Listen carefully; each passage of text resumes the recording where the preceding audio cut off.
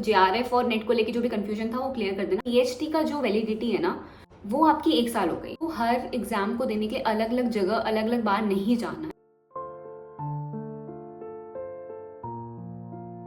Hello everyone, welcome back to my channel learning with meow. And आज की video में I discuss about the latest notification जो कि UGC के द्वारा आया था on 27 March.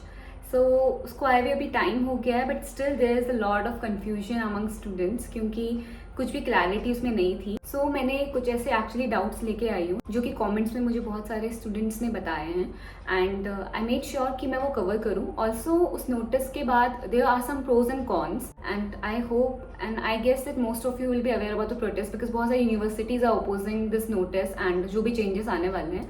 So I thought that I must tell you that कुछ प्रोज हैं इस नोटिस के एंड जो भी सिस्टम में चेंज आने वाला है, but there are so many cons as well. So मैं वो सारे कवर करने का इसमें ट्राई करूंगी। So keep watching. Okay, so first for दोस्त जिनको अभी भी आइडिया नहीं है कि नोटिस में क्या था, so let me give a brief कि 3 कैटेगरी में एग्जाम को डिवाइड कर दिया गया है। कि जैसे पहले में हमारे पास सिर्फ 2 कैटेगरीज होती थी, एक होते थे JRF वाले, एक होते थे नेट वाले, ठीक है।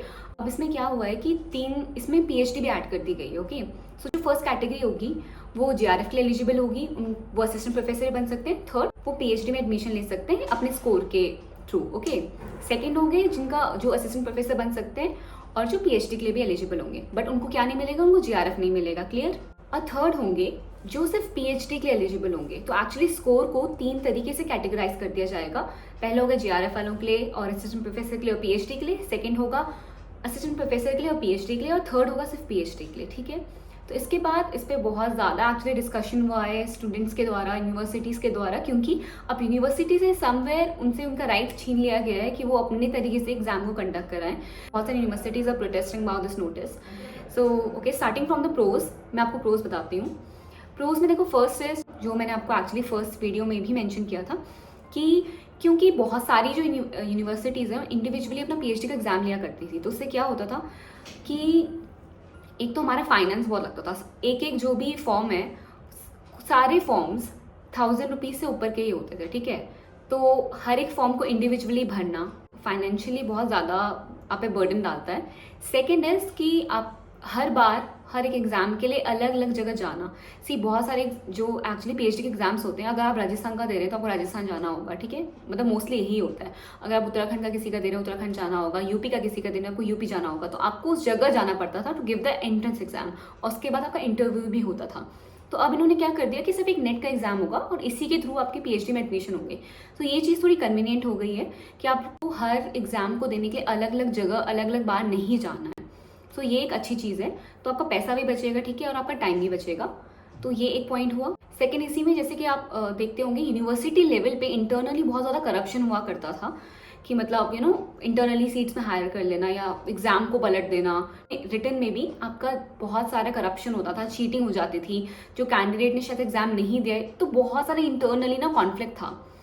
तो वो चीज़ यहाँ पे खत्म हो जाएगी क्योंकि सिर्फ एक एग्जाम होगा नेशनल लेवल का, which is national eligibility test, और उसी के थ्रू आपका PhD एडमिशन होने वाला है। तो समवेयर वो जो एक पर्सनल लेवल पे जो करप्शन हुआ करता था यूनिवर्सिटीज़ में, बहुत सारी यूनिवर्सिटीज़ में होता था।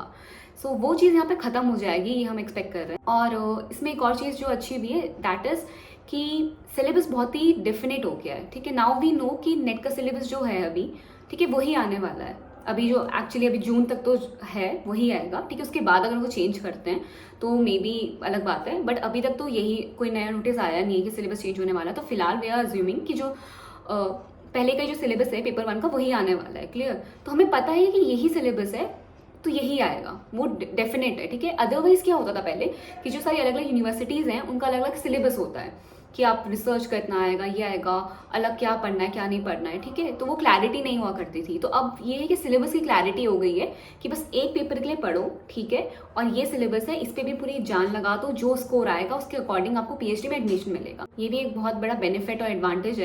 तो okay, so now I guess ये मुझे सारे इस नोटिस एडवांटेजेस लगे।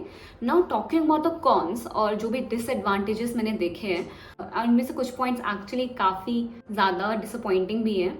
स्टार्टिंग फ्रॉम दैट, ये नोटिस तो आ गया but still there so much of confusion, और इन्होंने हमें कोई भी क्लैरिटी नहीं दी है इस नोटिस के बाद।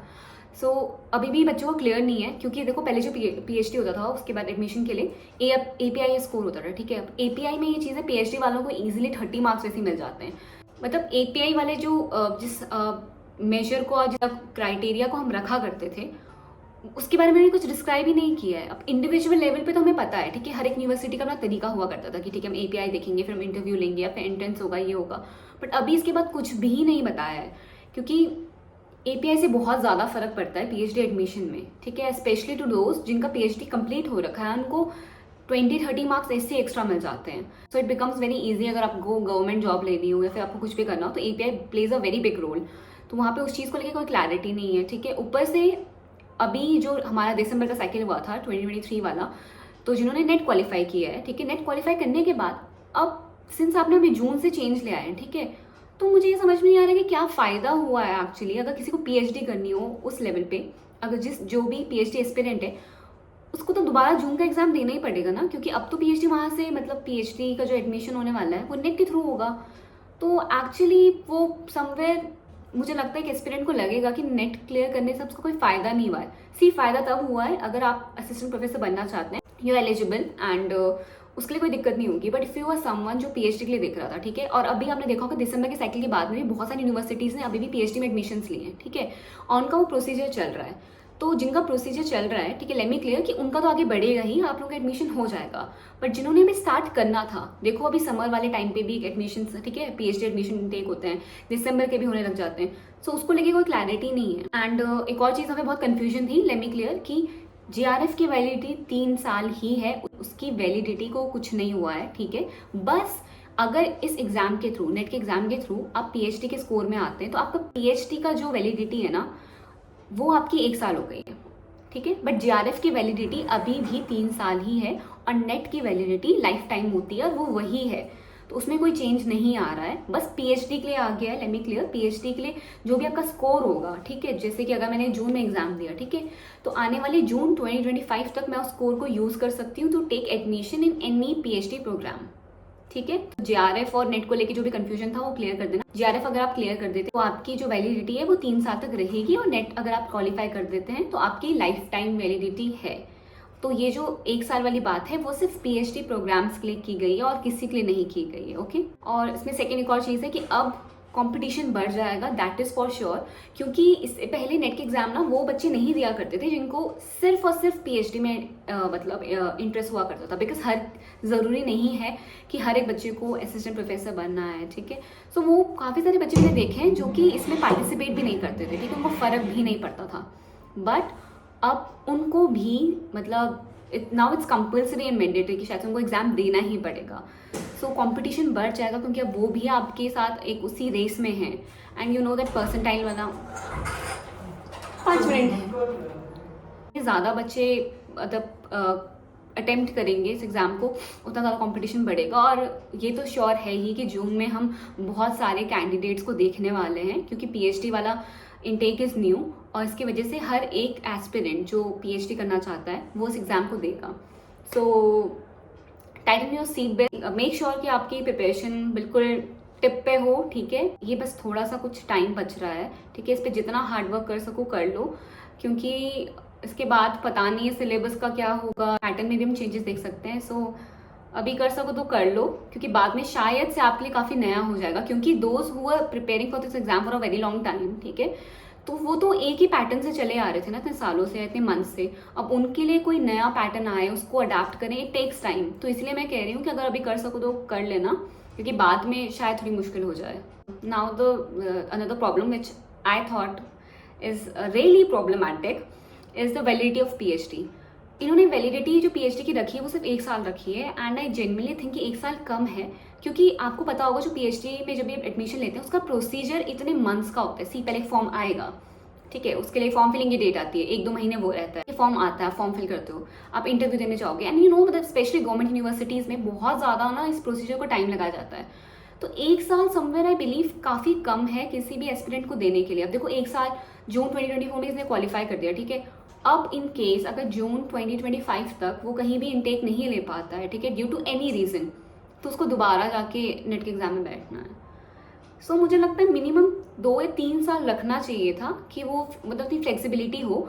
और सी अगर किसी को अपने स्कोर से एक्चुअली सेटिस्फैक्शन नहीं होगा तो वो दोबारा एग्जाम दे सकता है, दिसंबर के साइकिल में दे दे, आने वाले किसी भी साइकिल में दे दे। बट अगर उसको उसी स्कोर में अपना मतलब सेटिस्फैक्शन है, उसको लगता है कि ठीक है मेरा स्कोर अच्छा है, तो वो उसे एटलीस्ट यूज़ कर पाए फॉर अनदर 2 ईयर्स। मतलब 1 साल की वैलिडिटी तो बहुत कम होती है, specially in a country like India जहाँ पे हर एक चीज़ बहुत स्लो हो रही है। तो अगर आप देखेंगे, आप किसी से भी पूछ लें, जो पीएचडी के एडमिशन का जो प्रोसीजर है ना, वो बहुत टाइम टेकिंग होता है और कई बार वैकेंसी रुक जाती है। एंड कई बार पता नहीं वो मतलब गवर्नमेंट यूनिवर्सिटी में ज़्यादा करप्शन का सीन है कि अभी मतलब जयपुर यूनिवर्सिटी में पीएचडी के एडमिशन के प्रोसीजर हुआ था, वो कैंसिल हो गया क्योंकि आपका पेपर लीक हो गया, रीजन लाइक दैट। सो ये बहुत कॉमन है। तो इसमें आप अगर सिर्फ 1 साल का टाइम दे रहे हैं तो चीज़ें बहुत मुश्किल हो जाएंगी for a candidate.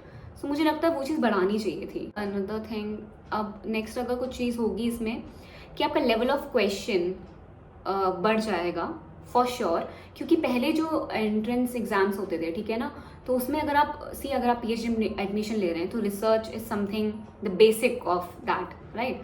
Research is the basic. So अब क्वेश्चंस मुझे लगता है कि काफ़ी अच्छे लेवल के पूछे जाएंगे, क्योंकि पीएचडी के लिए मतलब सारी यूनिवर्सिटीज़ बहुत अच्छे तरीके से पेपर बनाया करती थी एक्चुअली। तो अब एनटीए देखेगा कि अब अगर इसके थ्रू हम पीएचडी में भी एडमिशन दे रहे हैं तो पेपर का एक लेवल तो अब और अच्छा मतलब चाहिए हमें। सो ये एक मुश्किल हम देख सकते हैं। एंड लेट्स सी कि जून वाले एग्जाम में क्या क्या चेंजेस होते हैं, क्योंकि इसके बाद ही में पता चलेगा कि कैसे किया है। हमारे लिए नया होगा इस बार, जो भी फॉर्म आने वाला है, एप्लीकेशन फॉर्म, वो भी हमारे नया होने वाला है। जो रिजल्ट एक्चुअली आएगा वो भी हमारे काफ़ी नया होगा। So let's see how things work. I guess we are done for today's video. So since I was seeing a lot of news around this notice, so I thought कि मुझे discuss करना चाहिए। एंड कुछ confusion थी जो मेरे भी students को थी, सो आई होप वो क्लियर हो गई हो। और अगर नहीं हुई है तो प्लीज़ कमेंट डाउन एंड मुझे बताइएगा। अगर आपको लगता है कोई और प्रोज और कॉन्स तो वो ही मेंशन करना, क्योंकि मे बी मैं वो चीज़ कवर ना कर पाई हूँ। ये सारी वो पॉइंट्स थे जो मुझे लगे थे कि मतलब ये प्रोज और कॉन्स हैं, ठीक है। अगर आपके कोई हैं, आपका कोई आइडिया, तो प्लीज़ कॉमेंट करना। And okay, we're done for today and I'll see you in my next video. Till then, tada, bye bye, take care, keep supporting, keep loving, and bye bye.